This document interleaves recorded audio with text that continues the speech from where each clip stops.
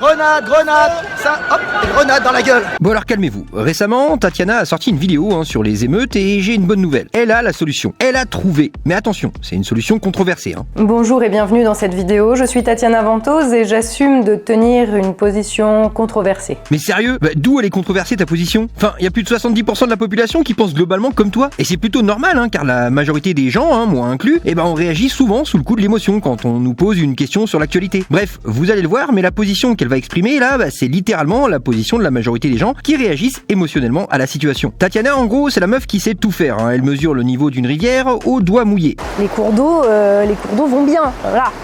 Les cours d'eau vont bien. Et aujourd'hui, elle crée carrément un état autoritaire, toute seule, dans son salon. Personnellement, je te règle le problème en moins de 48 heures. Allez, on l'écoute et on débriefe juste après. Mais nous en sommes arrivés à un stade où le chaos est assez avancé à certains endroits pour envisager désormais des mesures d'exception appropriées à la situation exceptionnelle à laquelle certaines parties de notre pays font face. Des mesures d'exception, comme autoriser les policiers à se servir de leurs armes de manière plus étendue qu'actuellement, ou décréter l'état d'urgence, ou envoyer l'armée en renfort d'une police en sous-effectif qui demande de l'aide via ses organes d'expression syndicale, ou en autorisant, pourquoi pas, le tir à vue, ou tout cela à la fois. Cela doit désormais faire partie des mesures que l'État doit envisager sans avoir froid aux yeux. Il faut être pragmatique. Qu'à cela ne tienne, si cela ne convient pas, il reste toujours la possibilité de déclencher l'article 16,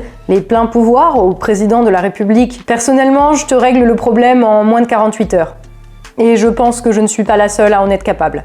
Encore faut-il le vouloir. Si les policiers ou les gendarmes et ou les militaires, le cas échéant, expriment des demandes spécifiques de moyens pour mener à bien leur mission, il faut alors que le politique leur accorde ce qu'ils demandent et leur garantir qu'ils n'auront pas à subir de retombées négatives du fait d'avoir fait leur travail. Je ne peux malheureusement pas me permettre d'être plus spécifique dans le choix de mes termes sur cette plateforme où la liberté d'expression n'est pas totale, mais vous voyez très bien où je veux en venir. Et je le dis ici avec le plus grand calme et la plus grande sérénité, le seul objectif à garder en tête, la seule mission ici, c'est rétablir la paix civile et assurer la sécurité des Français. Le reste passe après cela. Donc résumons, les gens deviennent fous car la police a tué un jeune de cité. Calmez-vous, Tatiana a la solution. Tuer encore plus de jeunes de cité. Voilà, problème réglé. Trop facile. Mais n'importe quoi. Regardez déjà ce qui se passe actuellement. Le mec marche tranquillement dans la rue et il se prend un coup de gazeuse dans la tronche gratuitement. Mais est-ce qu'ils sont tarés, ces gars? Est-ce qu'ils sont tarés? Non, mais entre vous et moi, est-ce qu'ils sont complètement dingues? Maintenant, imagine si la bonne idée de Ventose voit le jour, si tu remplaces la lacrymo par un flingue. J'ai pas besoin de te faire un dessin. Patatras, c'est la catastrophe, c'est le drame. Bon, par contre, je comprends pas. Non, parce que quand même, elle a écrit sa vidéo, elle l'a peaufinée, elle l'a tournée et montée. Tu vois, elle a eu le temps pour y réfléchir. Mais non, au final, elle se dit sincèrement que rajouter des morts, c'est une super bonne idée, que ça va ramener l'ordre. Ou en autorisant, pourquoi pas, le tir à vue. Tirer à vue, carrément. Bonne idée, Tatiana. Ouais, comme ça, des gosses vont mourir et ça va énerver encore plus de gens. Bien joué. Parce que oui, il faudra que les nouveaux morts ne soient pas inutiles. Que ce drame, rajouter un autre, n'ait pas eu lieu pour rien. Donc d'autres viendront se venger. Surtout qu'avec une technique à la Tatiana, dans le lot, il y aura des victimes collatérales. Des gens qui n'ont rien fait. Parce que oui, une partie de ces gens-là agissent par mimétisme, par contagion sociale. Alors il y a un chercheur que j'adore qui s'appelle Stanley Milgram. C'était un psychologue social dans les années 60-70. Il faisait toujours des trucs un peu bizarres, un peu décalés par rapport aux autres chercheurs. Et une fois, il a fait une expérience de contagion sociale. Il a demandé à un groupe de personnes de se placer dans la rue et de fixer un point dans le ciel sans bouger. Et Milgram, il était caché à côté et il mesurait le nombre de personnes qui s'arrêtaient à leur tour pour regarder dans le ciel dans la même direction. Une sorte de contagion du regard ou de l'attention, si vous voulez. Et là, il a sorti un truc très utile qu'on appelle la fonction d'imitation. Quelque chose qu'on utilise encore beaucoup aujourd'hui.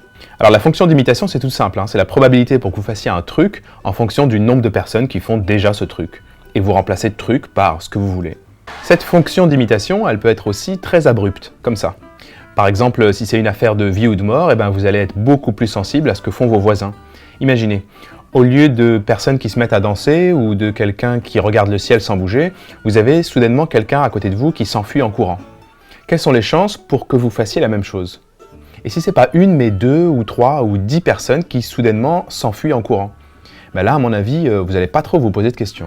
Là où ça devient intéressant, c'est que si cette courbe est suffisamment raide, il suffit d'un seul individu pour provoquer le basculement de toute la foule, comme avec les danseurs qu'on a vus tout à l'heure. Le premier individu va entraîner quelques voisins, ça va former un petit groupe qui va entraîner encore plus de voisins pour former un groupe un peu plus grand et ainsi de suite. Plus le groupe est grand, plus il s'agrandit vite.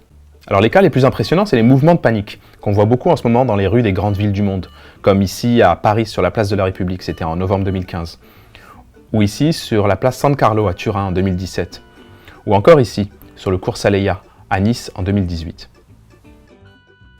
Alors dans tous ces cas, c'était une fausse alerte, il n'y avait pas de danger. Mais la courbe d'imitation est tellement raide dans ce contexte qu'une seule personne peut provoquer, par imitation successive, le basculement de toute la foule vers le comportement de fuite. Voilà, donc même si cette vidéo ne fait pas référence à l'actualité récente, ça peut expliquer au moins en partie pourquoi son idée, c'est de la merde. Et on peut, sans trop prendre de risques, imaginer que ça finisse mal pour tout le monde. D'ailleurs, à ton avis, Tatiana, il va se passer quoi quand la police va tirer à vue? La foule va se mettre à courir, et se mettront à courir même ceux qui n'ont rien fait. Ça va juste finir en Hunger Games géant. Alors oui, dans une série Netflix, le gentil flic court après le méchant et lui tire dessus, c'est divertissant, c'est rigolo, et puis bon, le gentil, il est trop fort, et le méchant, il est méchant, donc logique quoi. Bah ouais, logique.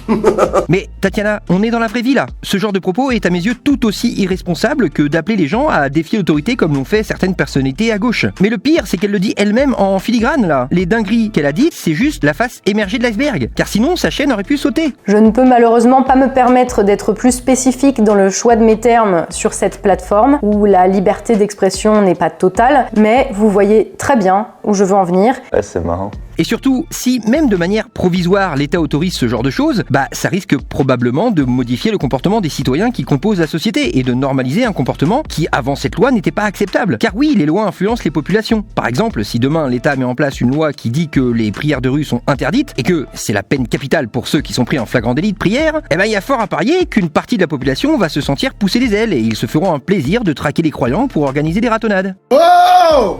J'ai le droit de vivre un peu! Vous l'avez compris, l'idée de Tatiana ouvre grand la fenêtre d'Overton. Alors, dans quelle mesure, dans quelle proportion, ça j'en sais rien. Mais oui, les lois influencent le comportement des individus qui composent la société. Oui, c'est comme ça.